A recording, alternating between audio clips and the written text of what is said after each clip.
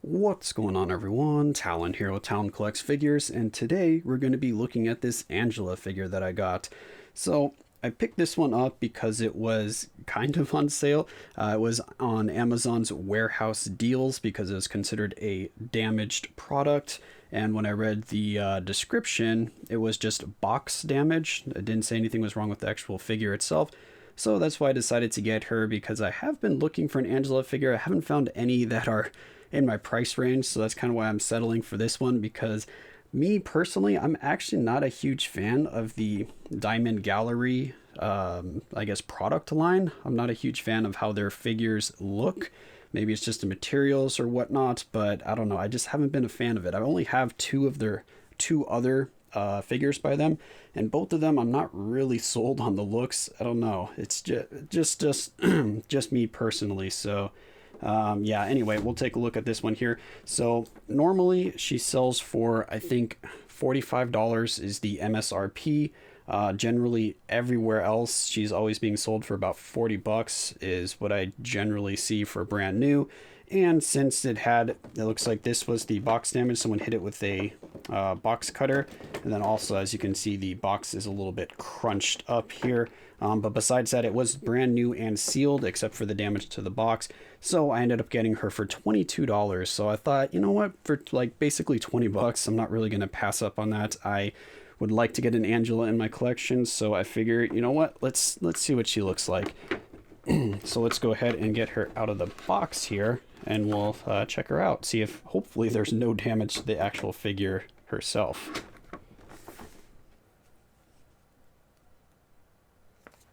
It just came with a little advertisement showing some of their other products that you can order from them, some of their other figures. I really do want a Gwenpool as well, but I haven't really found one in my budget and one that I like. Also wouldn't mind having a Spider-Gwen added to my collection. So there's a few on here that they make, of course, at a good price. But like I said, I just haven't been a fan of how the figures look in terms of, I guess, just the material. The material look to me is a little bit off.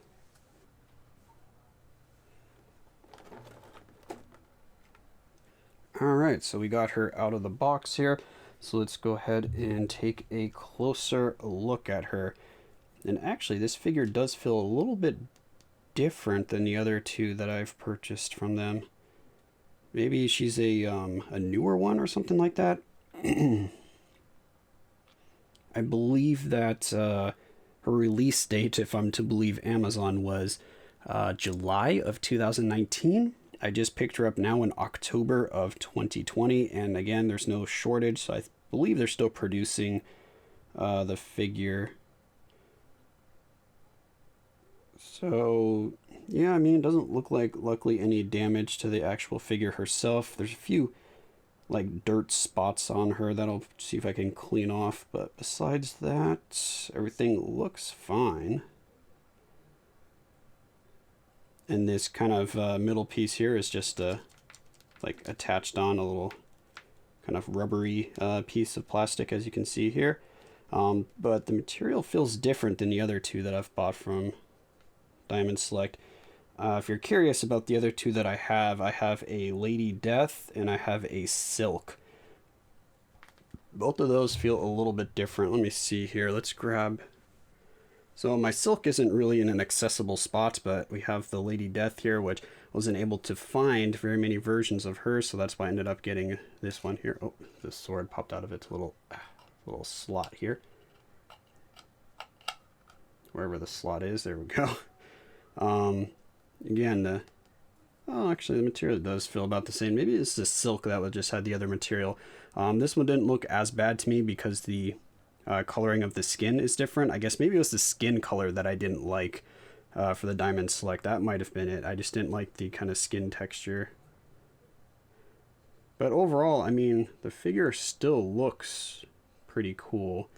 It's just when I have it set next to my other figures that are made out of a different like material for the actual like sculpting, they kind of look a little off. So that might be why I'm not a huge fan of them in my particular collection, just because of the figures that I have them set next to. But yeah, this wasn't about her, so let's put her back. Alright, so here we go. Got her set up to kind of spin around a little bit. And looking really cool with that pose there. She's drawing her sword. It looks like she's ready for battle. So definitely like the pose that they decided to choose for her. It's pretty like dynamic because it looks like she's getting ready to go into battle there. So it looks really cool. But yeah, you can see there she's got her sash that goes through here.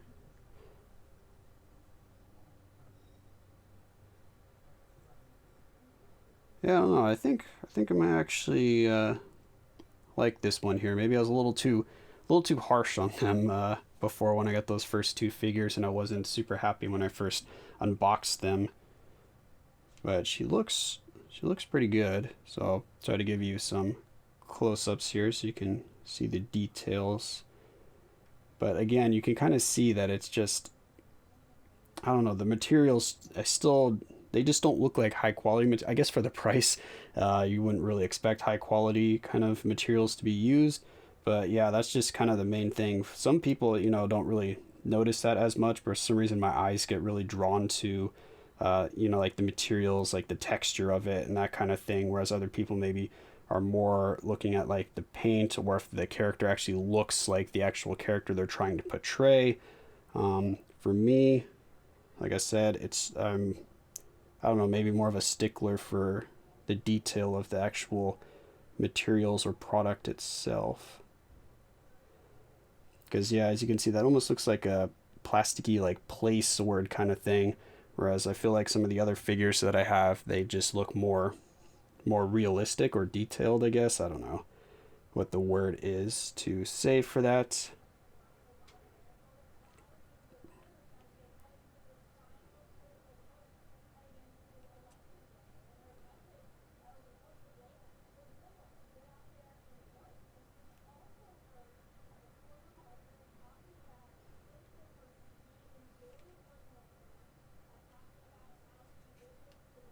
Yeah, so hopefully you got a good look at her there. So like I said, the main reason I do these videos is to try to show the product for people that are unsure about the quality of it or how it may look outside of like the pictures that are just on the website there, because sometimes the pictures can be low quality, or sometimes they don't have the angle that you want to be able to see for the character.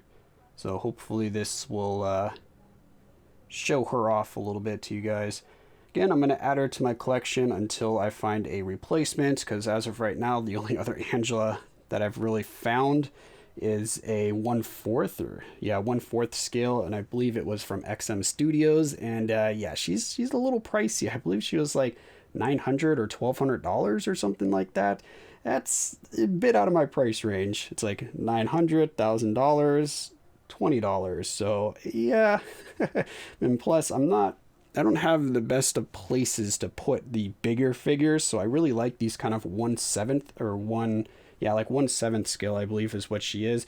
That's kind of my ideal range. I really like the figures that are 1/7, even 1/8 is fine. 1/6 is starting to push it a little bit in terms of size for how I like to display them. So yeah, these figure sizes right here are kind of perfect for me. So I was kind of hoping that I could find one of these maybe by like Iron Studios. If Iron Studios made an Angela, I'd definitely jump on that one. But yeah, anyway, I've been rambling on a little bit here. So that is Angela. Hopefully you guys enjoyed the video, and stay tuned to some more in the future. But that's going to be it for this one here. Hopefully you enjoyed, and of course I will catch you in the next one.